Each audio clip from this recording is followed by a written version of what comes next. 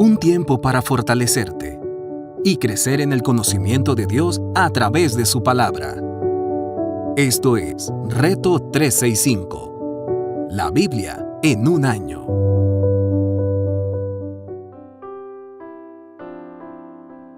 Reto 365, la Biblia en un año, su servidora Anaí Solís.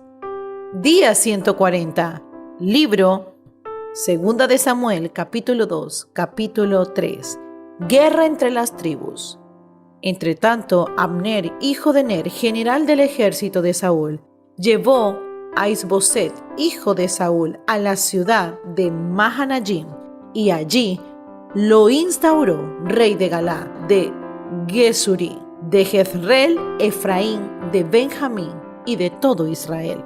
Isboset, hijo de Saúl, tenía 40 años cuando fue instaurado rey de Israel y reinó 2 años. La tribu de Judá, por su parte, reconoció a David, quien desde Hebrón reinó sobre la tribu de Judá durante 7 años y 6 meses. Abner, hijo de Ner, salió de Mahanayim con las tropas de Isboset, hijo de Saúl, y llegó a Gabaón. Joab, hijo de Sarvía, por su parte salió al frente de las tropas de David. Los 2 ejércitos se encontraron en el estanque de Gabaón y tomaron posiciones en lados opuestos. Entonces Abner le dijo a Joab: propongo que salgan unos cuantos jóvenes y midan sus armas en presencia de nosotros. De acuerdo, respondió Joab. Así que pasaron al frente 12 jóvenes del ejército benjaminita de Isboset, hijo de Saúl, y 12 de los siervos de David. Cada soldado agarró a su rival por la cabeza y le clavó la espada en el costado, de modo que ambos combatientes murieron al mismo tiempo. Por eso, aquel lugar que queda cerca de Gabaón se llama Helcat Hazurim. Aquel día la batalla fue muy dura y los siervos de David derrotaron a Abner y a los soldados de Israel.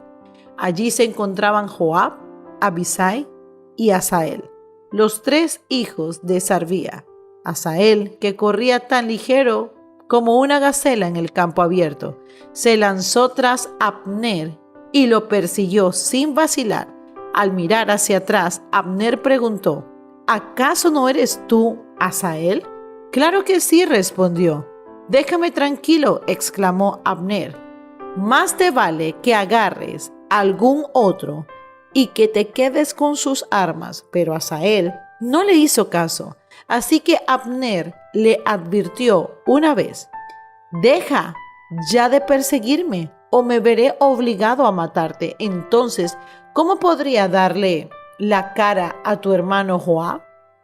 Como Asael no dejaba de perseguirlo, Abner le dio un golpe con la punta trasera de su lanza y le atravesó el vientre. La lanza le salió por la espada y allí mismo Asael cayó muerto.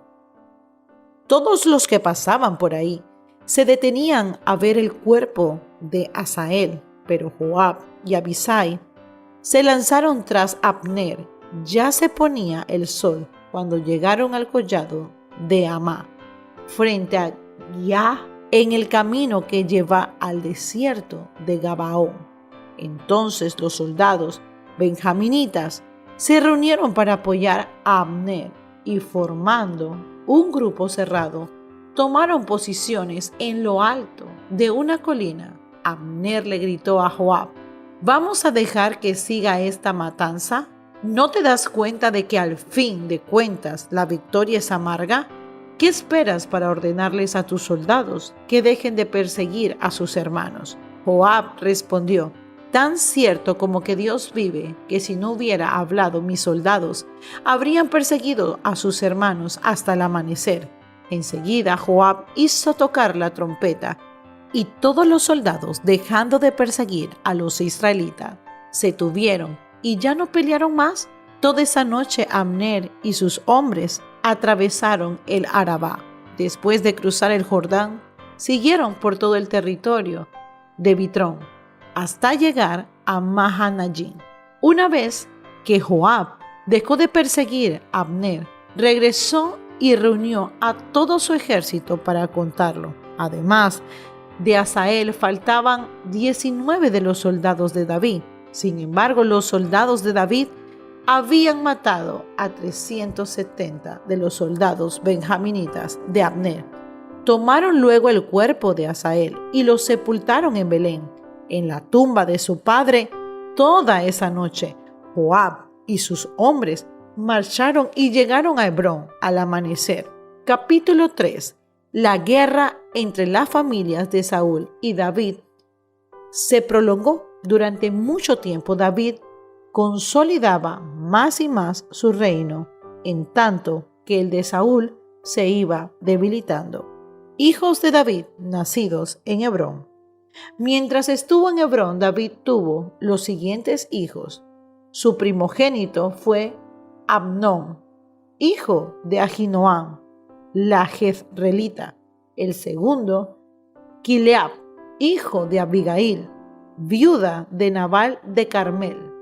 El tercero, Absalón, hijo de Macá, la hija del rey Talmai de Gersur.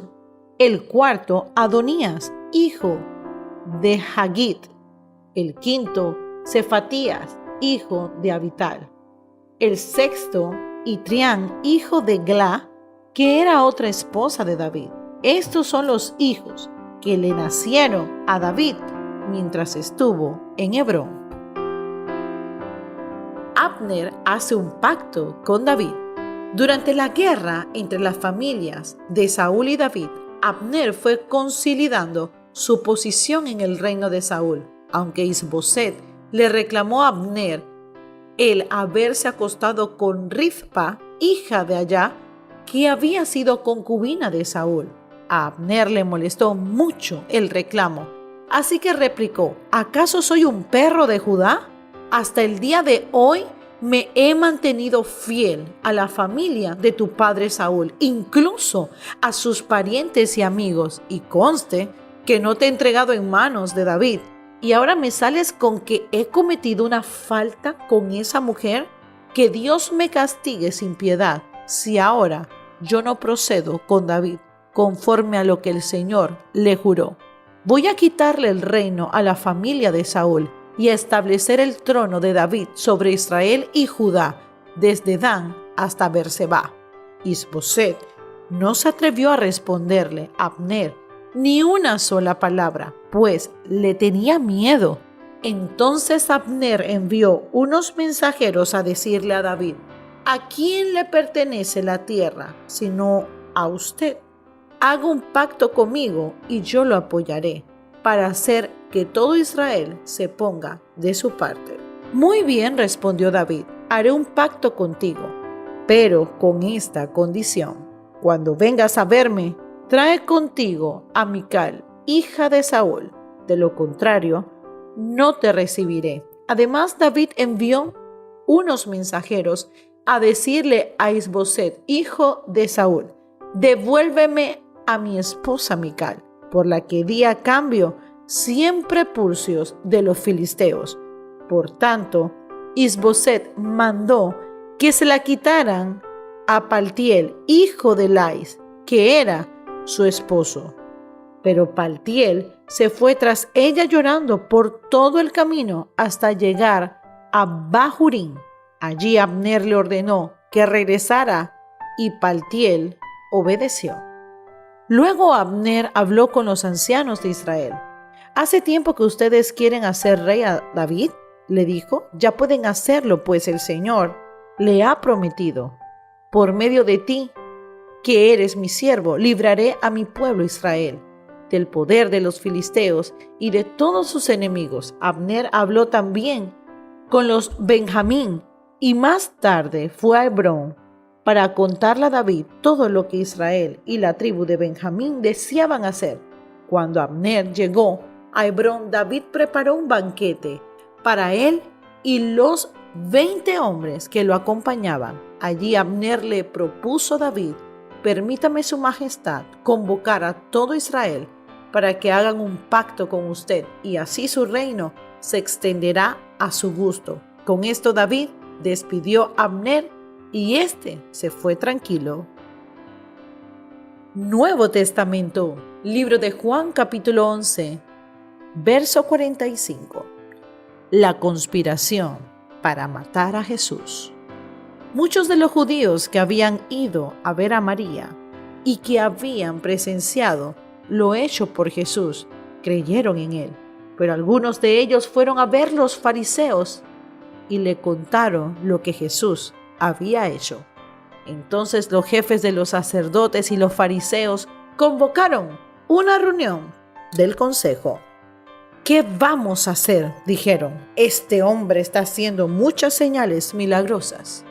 Si lo dejamos seguir así, todos van a creer en él, y vendrán los romanos y acabarán con nuestro lugar sagrado e incluso con nuestra nación.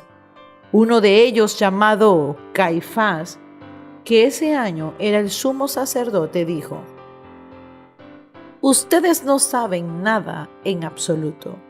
No entienden que les conviene más que muera un solo hombre por el pueblo y no que perezca toda la nación. Pero esto no lo dijo por su propia cuenta, sino como era sumo sacerdote ese año, profetizó que Jesús moriría por la nación judía. Y no solo por esa nación, sino también por los hijos de Dios que estaban dispersos para congregarlos y unificarlos. Así que desde ese día convinieron en quitarle la vida. Por eso Jesús ya no andaba en público entre los judíos, se retiró más bien a una región cercana al desierto, a un pueblo llamado Efraín, donde se quedó con sus discípulos. Faltaba poco para la Pascua judía, así que muchos subieron del campo a Jerusalén para su purificación ceremonial. Ante la Pascua andaban buscando a Jesús y mientras estaban en el templo comentaban entre sí: ¿qué les parece? ¿Acaso no vendrá a la fiesta? Por su parte, los jefes de los sacerdotes y los fariseos habían dado la orden de que si alguien llegaba a saber dónde estaba Jesús, debía denunciarlo para que lo arrestaran. Capítulo 12. María unge a Jesús en Betania. 6 días antes de la Pascua, Jesús llegó a Betania, donde vivía Lázaro, a quien Jesús había resucitado. Allí se dio una cena en honor a Jesús. Marta servía y Lázaro era uno de los que estaba a la mesa con él. María tomó entonces como medio litro de nardo puro, que era un perfume muy caro, y lo derramó sobre los pies de Jesús, secándoselos luego con sus cabellos, y la casa se llenó de la fragancia del perfume. Judas Iscariote, que era uno de los discípulos y que más tarde lo traicionaría, objetó: ¿por qué no se vendió este perfume, que vale muchísimo dinero, para dárselo a los pobres? Dijo esto no porque se interesaba por los pobres, sino porque era un ladrón, y como tenía a su cargo la bolsa del dinero, acostumbraba a robarse lo que echaban en ella. Déjala en paz, respondió Jesús. Ella ha estado guardando este perfume para el día de mi sepultura. A los pobres siempre los tendrán con ustedes, pero a mí no siempre me tendrán. Mientras tanto, muchos de los judíos se enteraron de que Jesús estaba allí y fueron a ver no solo a Jesús, sino también a Lázaro, a quien Jesús había resucitado. Entonces los jefes de los sacerdotes resolvieron matar también a Lázaro, pues por su causa muchos se apartaban de los judíos y creían en Jesús. Antiguo Testamento, libro de Proverbios, capítulo 12, verso del 18 al 27. El charlatán hiere con la lengua, con una espada, pero la lengua del sabio brinda alivio. Los labios sinceros permanecen para siempre, pero la lengua mentirosa dura solo un instante. En los que fragúan el mal habita el engaño, pero hay gozo para los que promueven la paz. Al justo no le sobrevendrá ningún daño, pero al malvado lo cubrirá la desgracia. El Señor aborrece a los de labios mentirosos, pero se complace en los que actúan con lealtad. El hombre prudente no muestra lo que sabe, pero el corazón de los necios proclama su necedad. El de manos diligentes gobernará, pero el perezoso será subyugado.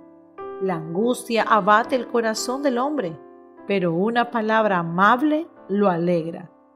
El justo es guía de su prójimo, pero el camino del malvado lleva a la perdición.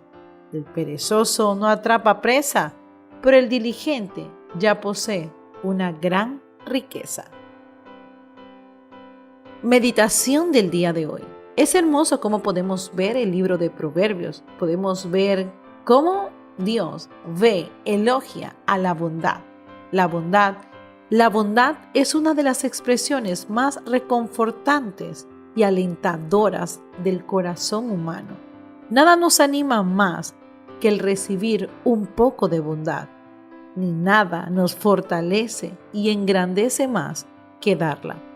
Tú y yo siempre tenemos que vivir activos con estos proverbios, porque es la palabra de Dios. Que la bondad nunca falte en tu corazón. El que es bondadoso alegra al Señor. Te hago una pregunta. ¿Tienes tú un corazón bondadoso? ¿O siempre esperas mejor recibir que dar? Bendiciones.